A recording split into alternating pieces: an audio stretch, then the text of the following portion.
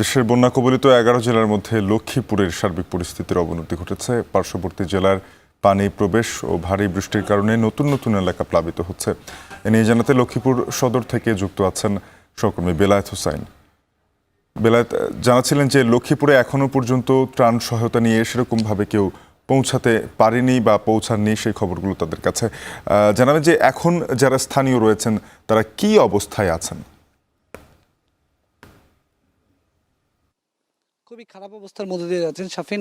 লক্ষ্মীপুরের কথা যদি বলি, এই মুহূর্তে কেউ কেউ আসলে তাদের টিনের চালে এসে অবস্থান নিতে বাধ্য হয়েছেন, কারণ এখানকার আশেপাশের যে সমস্ত আশ্রয় কেন্দ্রগুলো রয়েছে সেখানে যেই পরিমাণ জনবল রাখা যায় তার থেকে অনেক বেশি মানুষ আশ্রয় কেন্দ্রে গিয়ে আশ্রয় নিয়েছে।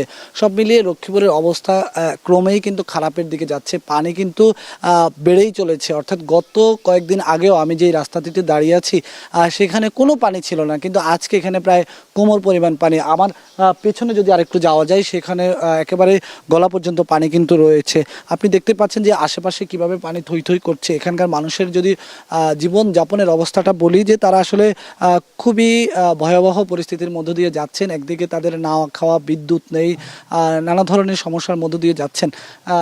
দেখতেই পাচ্ছেন যে আসলে এর পাশে একটি ঘর আমি দেখাচ্ছি, যে এই ঘরটির কোন পর্যন্ত পানি উঠে গিয়েছে। সুতরাং বোঝা যাচ্ছে যে আসলে এই এলাকাগুলোর কি অবস্থা। রাস্তায় দাঁড়িয়ে আমরা কথা বলার সুযোগ পাচ্ছি বা রাস্তায় দাঁড়িয়ে আমরা কথা বলতে পারছি, কিন্তু রাস্তা থেকে একটু নিচের দিকে যদি নামি, যে সমস্ত এলাকায় মানুষের ঘর বাড়ি রয়েছে, ভিটা রয়েছে, সেই সমস্ত এলাকার পরিস্থিতি খুবই নাজুক। কিছুক্ষণ আগে আমরা একটি ত্রাণ সহায়তাকারী টিমের সঙ্গে কথা বলেছি। তারা ত্রাণ নিয়ে প্রধান সড়ক পর্যন্ত এসেছে, কিন্তু ভেতরে প্রবেশ করতে পারছে না, কারণ এই পুরো লক্ষ্মীপুর এলাকায় নৌকার খুবই অভাব রয়েছে। পর্যাপ্ত পরিমাণ কিন্তু নৌকা নেই, ফলে তারা একটি ভেলাতে করে কিছুক্ষণ আগে আমরা দেখেছি ভেতরে ত্রাণ প্রবেশ করতে।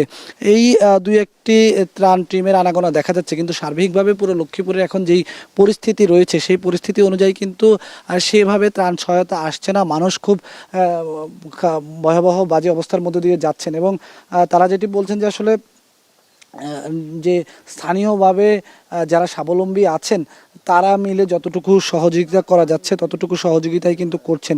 এর বাইরে কিন্তু তারা খুব একটা সহযোগিতা পাচ্ছেন না। কিন্তু এখানে যারা সহযোগিতা করবেন তারাও কিন্তু বিপদের মধ্যে পড়েছেন। পানি তাদের ঘরেও উঠে গেছে। সব মিলে এখানে মধ্যবিত্ত, উচ্চ মধ্যবিত্ত, নিম্ন মধ্যবিত্ত সবার অবস্থায় কিন্তু এখন মোটামুটি খারাপ।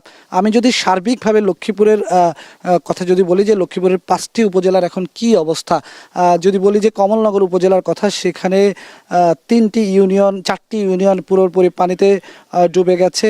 রামগতিরও প্রায় 3টি ইউনিয়ন পানিতে ডুবে গেছে। লক্ষ্মীপুর সদর উপজেলার 21টি ইউনিয়নের মধ্যে 2টির অবস্থা কিছুটা ভালো আছে, বাকি 19টি ইউনিয়ন কিন্তু একেবারে প্লাবিত হয়ে গেছে। সব মিলিয়ে বলা যায় যে এখানে গ্রামের পর গ্রাম, মাইলের পর মাইল কিন্তু পানি কিন্তু মানুষের দুর্ভোগ কিন্তু বাড়াচ্ছে। সব মিলে এখানে পুরো লক্ষ্মীপুরের পরিস্থিতি এখনও খারাপের দিকে যাচ্ছে। নোয়াখালীতে যে পরিমাণ পানি, ফেনীতে যে পরিমাণ পানি, সেই পানিগুলো কিন্তু এই নিম্ন অঞ্চলের দিকেই কিন্তু নেমে আসছে।